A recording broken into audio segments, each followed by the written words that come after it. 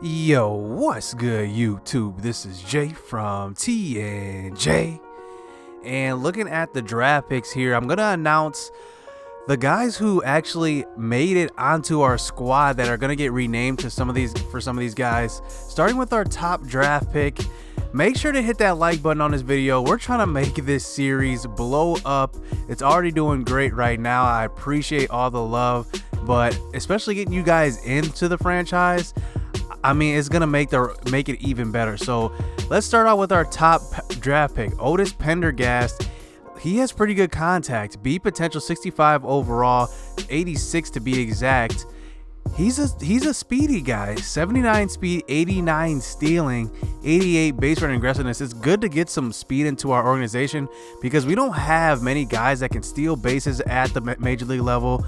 Not even a lot of guys in the future that can. I mean, the only guys that really can are Elvis Aguila, and I mean, that's pretty much it, to be honest. I mean, Howard Armas can, but he's only 58 overall right now. He's progressing. He's A potential. He's a top 50 prospect, but he's probably a couple of years away from even being in the conversation. So starting out with Otis Pendergast, Braden Scott. So Braden Scott's going to be the new Otis Pendergast. So good to see him on the roster. Sean Gonzalez. Let's move on to our second pick, Tirso Garcia the third. So like I said, if you want to see any of these backstories, go back a couple of episodes and look at the draft episode, and you will read that in the comments. Just look for these guys.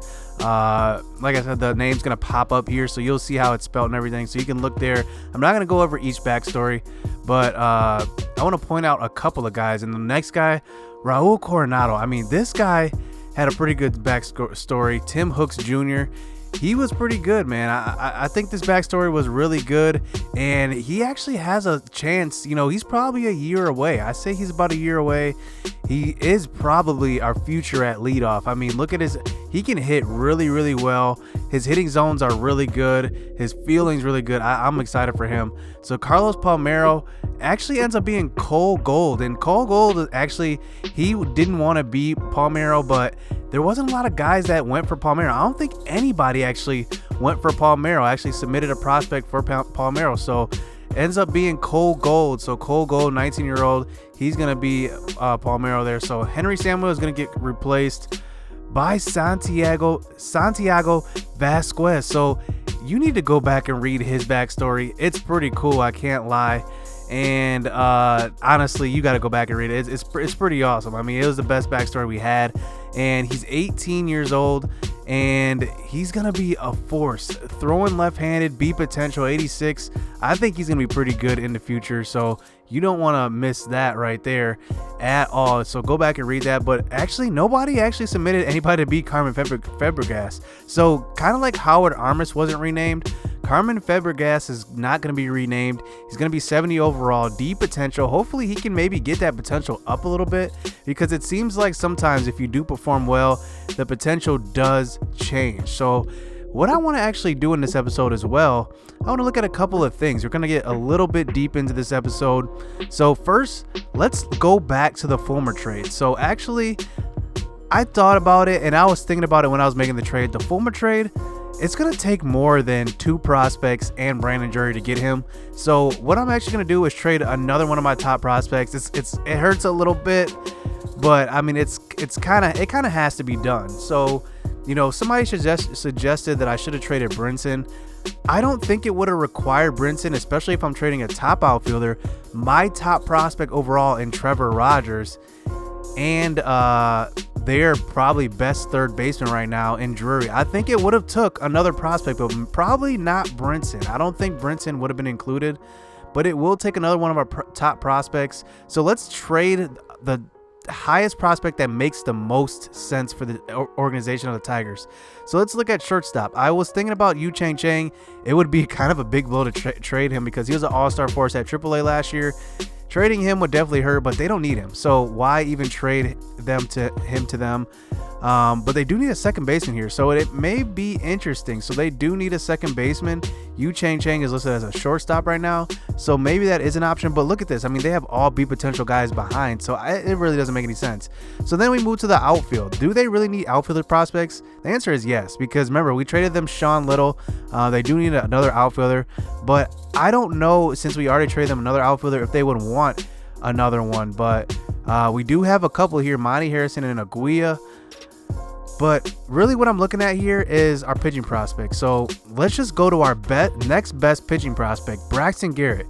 Now, would they want two lefties in a trade? I would think not. I mean, to be honest, I think they would try to, because they have Matt Manning here. He's a righty. We did just trade them Trevor Rogers. And I think the next best guy for them would be our second best. So two of our three top starting pitching prospects, I think it would be Griffin Canning, and it's gonna hurt letting him go, because remember, we got him in a trade last year before the trade deadline.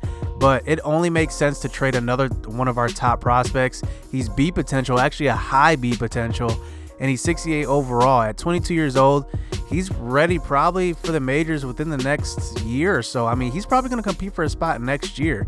I mean, because he's going to be right in this mix with Anthony Banda, Matt Manning, and Trevor Rogers for that spot next year.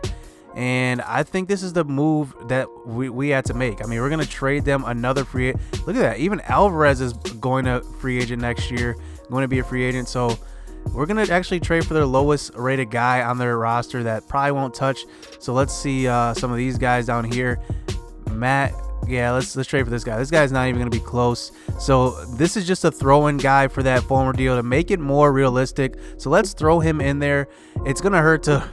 I mean, it's going to really hurt, to be honest. So we're going to actually do that trade. So now, if you look at our roster, man, I can't lie. We don't have a lot of pitching prospects now, because we just got rid of two of our top three pitching prospects, one in the top 50. We have Braxton Garrett. Then we have Sandy Alcantara, who, I mean, to be honest, Alcantara is not progressing like I thought he would. I mean, he's a 1.60 whip, 57 strikeouts to 30 walks. It's not a great ratio. It's okay ratio. 6.53 ERA. He is just not doing as good as what I thought. Dylan Peters actually was a guy that we were trying to trade, but I mean, he's 26. He's kind of aging, and he's not really progressing well as well. So, I mean, really, our only pitching prospect right now is Braxton Garrett. He's at 73 overall right now, and that's maybe because of the morale. Yeah, his morale boosts him up to 73. He's really a 71. So if you look behind him, Sandy Alcantara is our next best guy. But besides that, I mean, there's nobody else. I mean, Kingston Hill is a very, very long way away. I mean, there's nobody here that's a top prospect. So we only have one good pitching prospect, really, and that's Braxton Garrett. I mean, I can't count on Sandy Alcantara. He's only 23. I'm not giving up on him. I'm not saying that, but just his progression is not going well. And after getting rid of Canning, I mean, we don't have anybody. So we just traded pretty much our whole pitching prospect farm system for Michael Fulmer, plus an outfielder, plus a third baseman. So I think that's what it would take, because Chris Sale, remember, it took the best prospect in baseball to get Chris Sale. Not saying that Fulmer's Chris Sale, but he definitely has the potential to be. I can't lie, he has the potential to be. So let's take a look at our minor leagues, man. Let's just look to see how they're doing. So Lucas Salih hitting 286 at AA. Let's look at some more of our top prospects. James Nelson hitting 260 as well. Let's look at Yu Chang Chang hitting 275. Let's keep going down the line. Lamont Wade, I actually moved down to AA because I wanted to get him some work. He was kind of struggling a little bit, and to be honest, he was one of the guys that I wanted to possibly bring up at some point in the season. And even though he's 60 something overall, he probably would have been boosted to a good, 68 or so. Oh no, actually he's boosted to 67 right now, so maybe that wouldn't have been pretty good. But Elvis Aguila hitting 244. I don't think he's going to be ready this season for the majors. Monty Harrison is interesting. So he's went up +7 in contact versus left. His attributes as far as fielding need to go up a little bit, but you know what? I mean, what can you do? This guy's he's doing okay. I mean, he's progressing pretty well, but I thought his overall would go up a little bit more. I thought he would be ready. and according to MLB.com, he's supposed to be ready. Brayan Hernandez is actually doing okay. At AAA, he's hitting 259. This was a guy I wanted to see improve quite a bit because look at his arm strength at 80. I can depend on him in the field, so look out for him. I mean, he is 65 overall. I'm not going to rush him at all, but do look out for him in the system. He's coming up, and like you guys said, Aquino might be expendable. I mean, I liked Aquino a lot. He's one of my favorite players, but sometimes you have to make the tough decisions of letting these guys go. So remember last episode, at the end of it, Johnny Giavotella did get hurt, so you can see our roster size 24 out of 25. So we do need another infielder. Who I'm thinking of here, I'm thinking of two guys.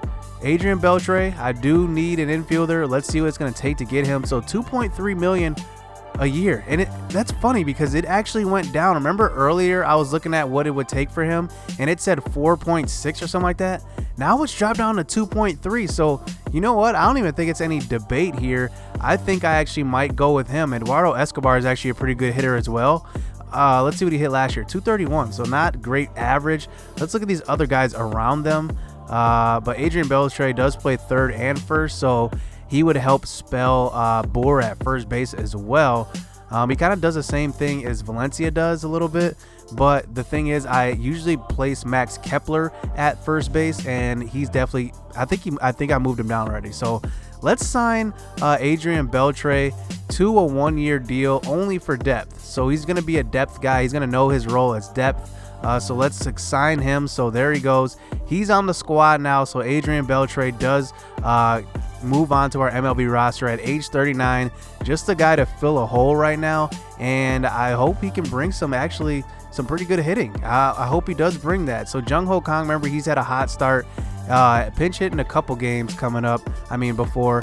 And he's going to get some playing time. I can't lie. He's probably going to rotate between Beltre and Kang now, because now pretty much Starlin Castro is going to be a lock at second base. He's going to be there and pretty much stay there for the rest of the season, because I don't think I'm going to trade him unless a miracle deal comes along. I don't think I'm going to trade Starlin Castro. I think I'm going to ride it out, because he's definitely had a boost to our offense this year, and he actually got better in overall. 85, he went up a little bit. So it's good to see him getting better. Maybe we'll just ride it out and maybe qualify him in the offseason. So now we're at this point in the season. We're going up against Boston. So we just ended up playing, I think we played Tampa Bay last month, did we? We played them, or maybe I'm thinking of last season. So, okay, I was thinking of Toronto. That's what I was thinking of. So we just played Toronto. Let's sim past this David Price game, Harleen Garcia. Let's just see how we do here. Let's auto fix that, because we just traded Canning and we lose that game. So now we're at this Tampa Bay series. I don't really want to play it, but I think let's just sim past it, because it's an AL team. We're going up against them. Let's actually fix our lineups here, because let's include Beltre in the DH lineup here. So let's put him in there. Oh, Max Kepler is at the major level. We actually want to move him down later, probably in this episode.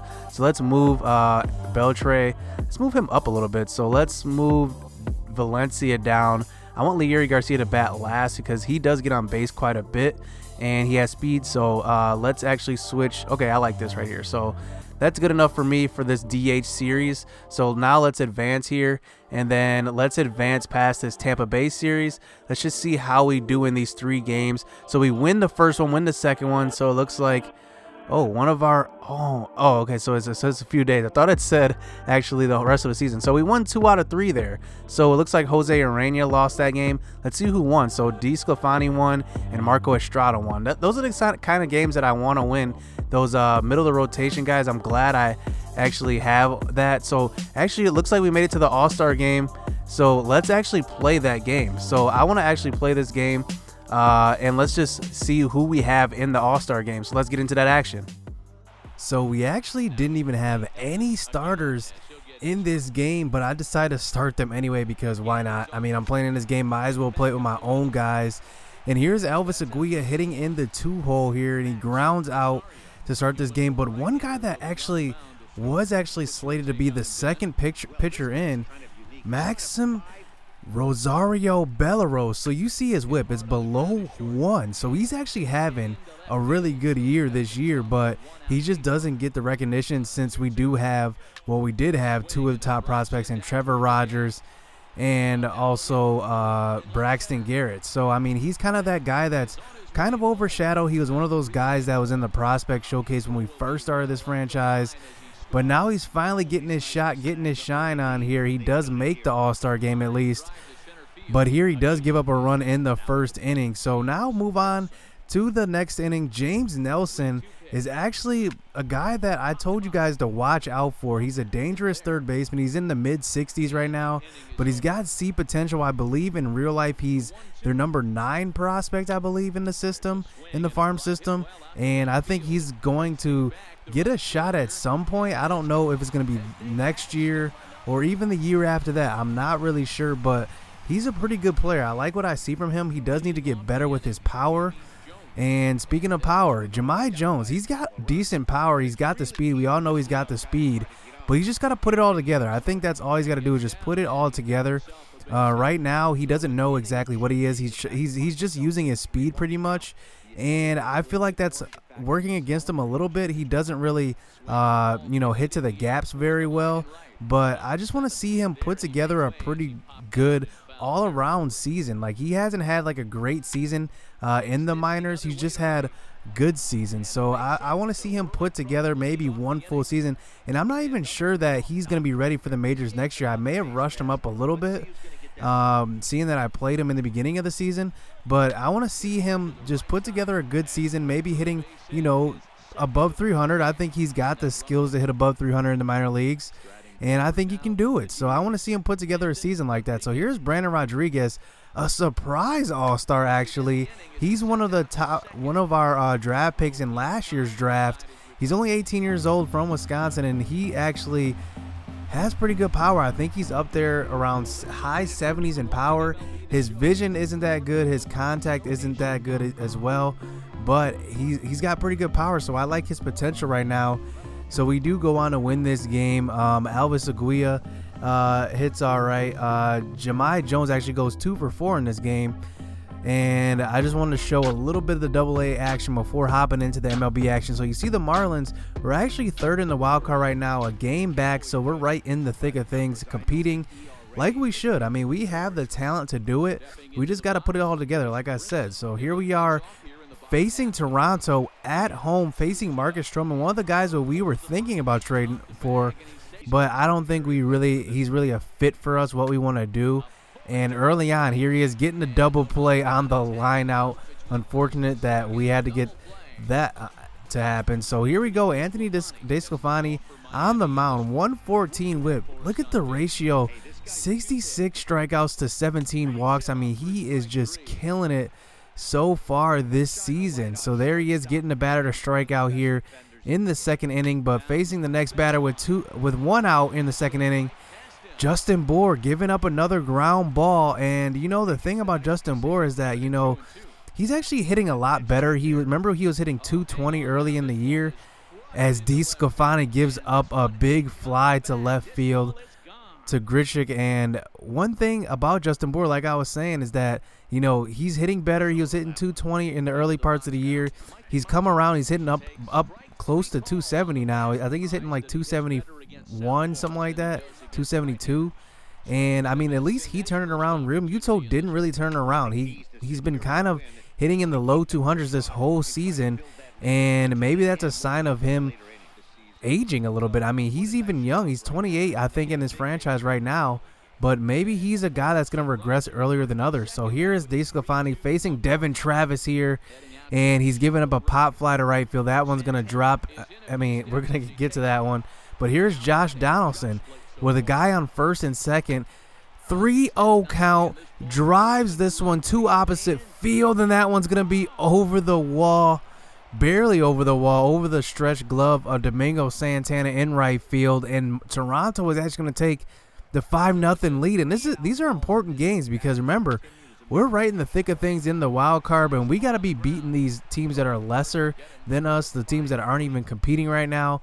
And Toronto is definitely not competing in the AL East, especially with the Red Sox and Yankees as good as they are right now. They're not competing. So here's Adrian Beltre in his second at-bat as a Marlin, and he comes through with the hit. And like I said, I wanted to sign Beltre just for depth. He's not going to be a starter at all. I just want to sign him for depth because we do need some help, especially with the Giant Giavotella injury. Definitely need another infielder, and we definitely need another outfielder. I can't lie, because our outfielders are kind of thin. Max Kepler, I told you I was going to move him down, but I just can't do it because we don't have the outfield depth that we really need. And, you know, we have Jung Ho Kang in the infield. We have Adrian Beltre, and we have Valencia. But in the outfield, not really too much. So here in the fifth inning, finally getting a run on the board as we get the sacrifice fly to center field. So now it's a 5-1 deficit, and Lewis Brinson comes up a little bit late on that one. He probably could have drove that one, but pops it up into right field. So now we're on to the sixth inning. Starlin Castro up to the plate, and he hits a hard grounder off of Stroman, and he's going to beat that one out. And luckily Stroman is okay on that one. He stays in the game. So here's Domingo Santana coming to the plate, showing some power.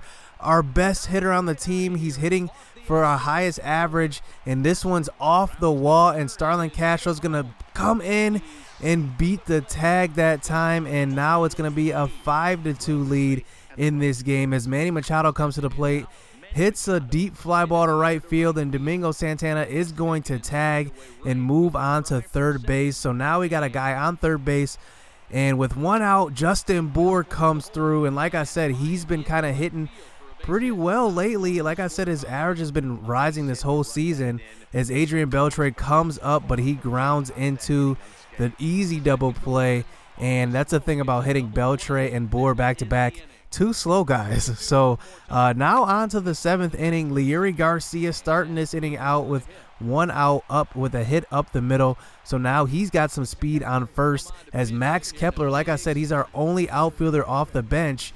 He comes in to pinch hit for the pitcher here, and he gets a pitch to hit and drives it to left field, and that's going to drop and go all the way to the wall. And Leury Garcia with that 72 speed is going to come around to score. You're not getting him on that throw, and it's going to be a one-run game now. We trimmed it down from the 5-0 lead, so they do bring in Aaron Loup out of the bullpen, and he's facing Lewis Brinson, who actually is a pretty good hitter versus lefties, but he gets a lot of ground balls at shortstop, and it seems like that's all he gets. So they bring in Sung Won Oh to face Starlin Castro with 2 outs, and Starlin Castro is clutch as he gets the hit to the right center gap, and that one's going to drop down and score a run, and we come all the way back in this game to tie it up at 5, and an opportunity to bring in another run to take the lead, and Domingo Santana just probably misses that by inches, and we do ground out to shortstop to end the inning. So now we're on to the 8th inning. Can we put out together another inning? We've had 4 straight innings where we scored runs as Justin Bour starts this inning out with the walk, and Adrian Beltre does the same thing, but they don't have much speed there on the base pass. So here's Real Muto coming up to the plate, hitting one to the right center gap, but that one's going to be high, and center fielder Pilar is going to camp under that one as Justin Bour does make it to third base.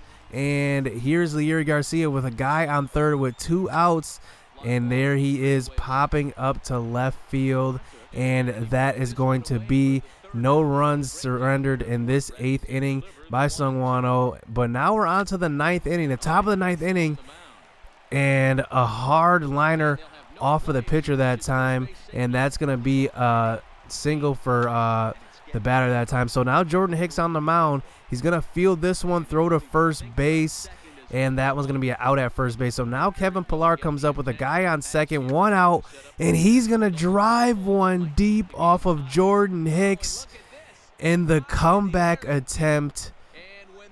I mean, it just feels wasted. We come all the way back, then give up a home run in the 9th inning to Kevin Pillar, out of all people, a guy that doesn't, he doesn't hit for too many home runs, but he has just enough power to power that one over left field. And here we are into the bottom of the 9th inning, top of our lineup. So Brinson starts this inning out with a hit, but Starlin Castro on a kind of a bad pitch. I mean, he swings at a slider outside. So here comes Domingo Santana. Can he tie this game up with one swing of the bat with a 2-2 count? He gets a slider, and that's going to be low in the zone and called for a strike as we strike out looking, and we drop this game to the Toronto Blue Jays, and we get 9 hits, you know, good enough to win the game, 5 runs, but we give up too many home runs in this game, and DeSclafani does get out of there, and he doesn't get the loss. Actually, Jordan Hicks comes away with the loss. So now if we're looking at the standings here, we are 1.5 games back from the NL East and 1.5 games back from the wild card. So I'm thinking about boosting. Like I said, I don't have much outfield depth, so I'm thinking about boosting my outfield. Looking at Rusney Castillo here on the Red Sox, he's kind of a forgotten guy. He's actually decent. He's got decent fielding attributes. He's got okay speed, and he's kind of buried on their depth chart. If you look at the rest of their outfielders, they have Ben Gamel ahead of him, and I think Rusney Castillo wouldn't cost me much, so that's a guy that I might want to go after. And then look at Derek Dietrich. I mean, he's on the Royals now, and he's actually a guy that's hitting 300 for the Royals, so he's actually hitting pretty good. So I'm kind of feeling salty about letting him go. But taking a look at our organization here, Taylor Ward's actually hitting above 300 at the AAA level, and he's doing really good. He looks like he might give us a run for the minor leaguer of the year as far as batters go. And he's behind the struggling Real Muto. I don't know. Should we maybe offload Real Muto? Maybe get some prospects? Because remember, we traded a bunch of prospects to get Fulmer. I don't know. Should we replenish, or I don't know. Or should we trade for... I kind of like the Rusney Castillo trade. I want to see what I can deal away to get him, because he's probably going to be cheap. And I mean, I want to see, because we need to boost this roster. We do keep signing free agents, and we signed 3 already and 3 infielders, but we do need to boost that outfield a little bit. Like I said, I don't want to rush anybody up to the MLB level. I kind of want to let those guys develop down in the minors. I don't want to rush anybody. So let me know what you guys think. Should I maybe go after Rusney Castillo? He's just a decent center fielder, a good guy for depth. Let me know. So hit subscribe, hit that like button, because man, we're getting into closer to the All-Star break, and we have some important games coming up, so you don't want to miss any action. So stay tuned. Let's go.